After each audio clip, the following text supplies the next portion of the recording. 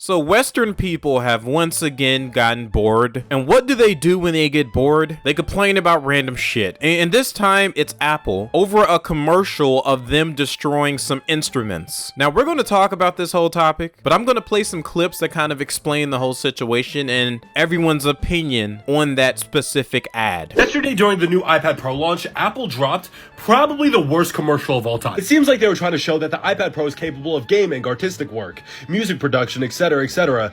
And they did that by showing the iPad Pro just crushing everything. Like, oh my god, what the heck? Now more than ever, people are trying to get away from their screens and get back to the guitars, the paint, the pianos, but instead they do this. I get the concept, but that execution's like remarkably bad. Apple's getting a lot of hate for this commercial because they just showed their true colors. It's a massive corporation currently being sued for antitrust violations, and they're showing that they want to crush everything. I won't call this commercial tone deaf. I'll just call it Apple showing exactly what their MO is.